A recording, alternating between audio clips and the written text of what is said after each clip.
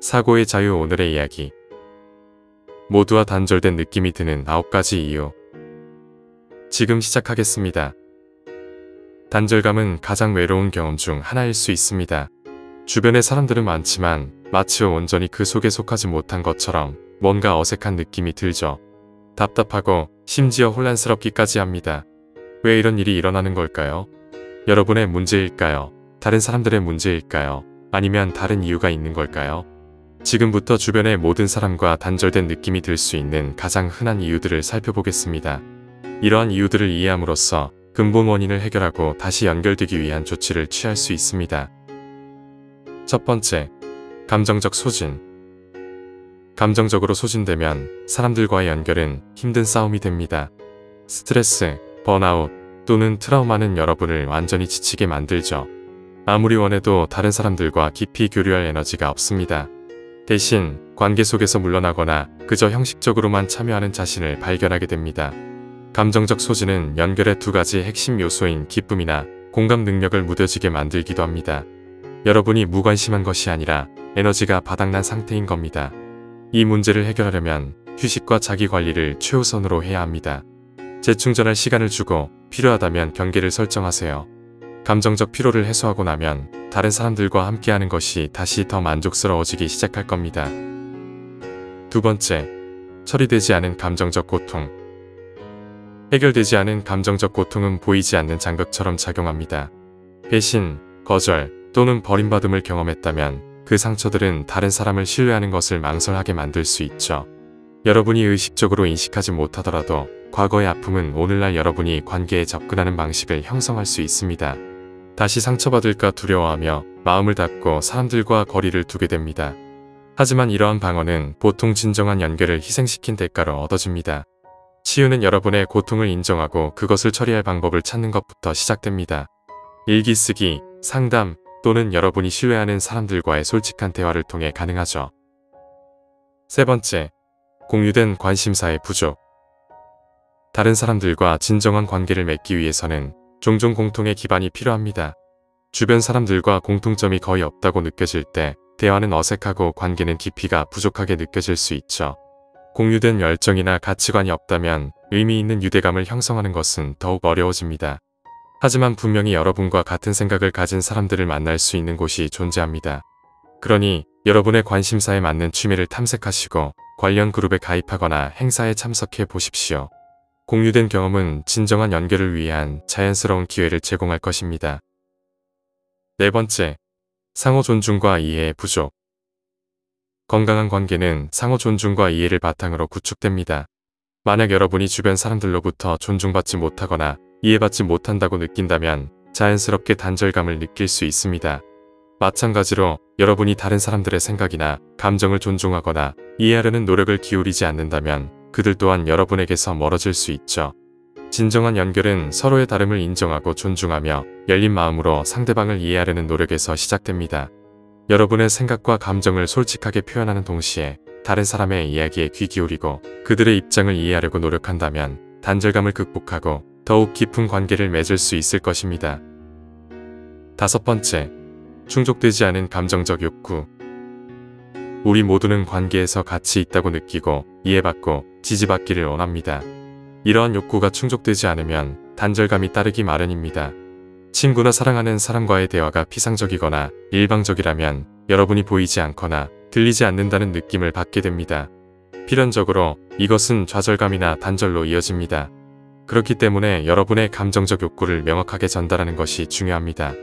모든 사람이 여러분의 욕구를 완벽하게 충족시켜 줄 수는 없겠지만 여러분을 아끼는 사람들은 적어도 노력할 것입니다. 관계는 양쪽 모두가 가치 있다고 느낄 때 번성합니다. 더 깊은 연결을 구축하려면 취약성과 상호 노력이 필요합니다. 여섯 번째, 관계에서의 완벽주의.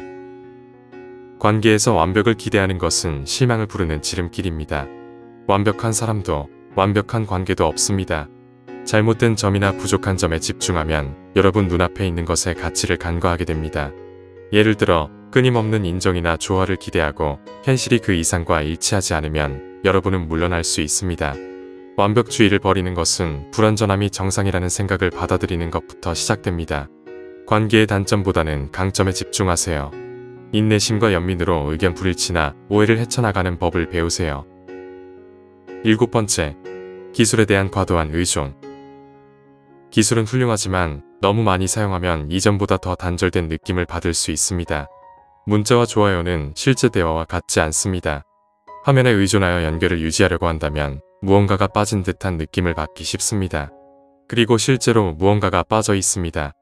직접적인 상호작용에는 디지털 기술이 복제할 수 없는 깊이와 뉘앙스가 있습니다.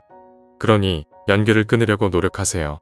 문자 메시지 대신 친구에게 전화하거나 가능하면 직접 만나세요. 현실에서의 즉각적인 연결은 대체 불가능하며 그것을 우선시하는 것이 큰 차이를 만들 수 있습니다. 8번째, 변화하는 관계의 역학. 시간이 흐르면서 여러분과 주변 사람들의 삶은 자연스럽게 변화합니다. 결혼, 이사, 직업 변화 등 인생의 큰 사건들은 관계의 우선순위와 형태를 바꿀 수 있습니다. 이전에는 매일 연락하고 함께 시간을 보냈던 친구들과의 관계가 소원해질 수도 있죠. 이는 누구의 잘못도 아니며 삶의 자연스러운 흐름입니다. 하지만 이러한 변화에 적응하지 못하고 과거의 관계 방식을 고수하려고 하면 현재의 관계에서 단절감을 느낄 수 있습니다. 변화를 인정하고 새로운 상황에 맞춰 관계를 재정립하려는 노력이 필요합니다. 때로는 이전과는 다른 방식으로, 때로는 새로운 사람들과의 연결을 통해 관계의 공백을 채워나가야 합니다. 중요한 것은 변화를 두려워하기보다는 현재의 여러분에게 의미 있는 연결을 적극적으로 찾아 나서는 것입니다. 9번째, 변화하는 우선순위. 여러분이 성장하고 발전함에 따라 여러분의 우선순위도 바뀝니다. 여러분의 라이프 스타일, 목표 또는 가치관일 수도 있습니다. 분명히 변화가 있었고 여러분이 이전에는 연결되었던 사람들이 더 이상 잘 맞지 않을 수 있습니다. 그리고 그것은 나쁜 것이 아닙니다. 삶의 자연스러운 부분이죠. 하지만 여러분이 적응할 때까지 단절감을 느낄 수 있습니다. 이것을 현재 여러분의 모습과 맞는 사람들을 찾을 기회로 삼으세요. 새로운, 더 만족스러운 관계를 위한 공간을 만들기 위해 일부 관계를 졸업하는 것은 괜찮습니다. 결국 단절감은 멈춰진 시간이 아닌 변화를 향한 깨어남의 신호입니다. 우리가 삶 속에서 문득 느끼는 고립감, 마치 투명한 유리벽 너머 홀로 존재하는 듯한 그 낯선 감정은 결코 영원히 지속되는 흑백의 풍경이 아닙니다. 그것은 오히려 우리의 내면 깊숙한 곳에서 조용히 울려 퍼지는 섬세하면서도 간절한 메시지에 더 가깝습니다. 마치 어둠 속에서 길을 잃었을 때 희미하게 빛나는 별처럼 단절감은 우리가 현재 놓인 상황을 되돌아보고 잃어버린 연결을 회복하기 위한 새로운 방향을 모색해야 할 때임을 알려주는 중요한 신호인 것입니다. 우리는 절망하기보다는 우리 내면의 목소리에 귀 기울이고 작은 변화를 향한 용기를 내야 합니다. 우리의 우선순위를 재정립하고 자기 관리에 투자하며 우리의 의사소통 방식을 개선하려는 의미 있는 노력들은 굳게 닫혔던 관계의 문을 다시 열고 우리를 진정한 연결과 따뜻함으로 가득 찬 세상으로 이끌어줄 것입니다. 발전은 거창하고 극적인 변화에서 시작되는 것이 아니라 오늘 당장 우리가 실천할 수 있는 작고 의미 있는 변화들의 씨앗에서 움트는 것입니다. 그러니 두려워하지 말고 당신의 마음이 이끄는 작은 변화를 시작해보세요.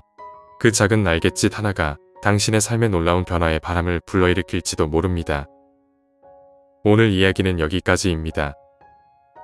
영상이 마음에 드셨다면 좋아요와 구독 부탁드립니다.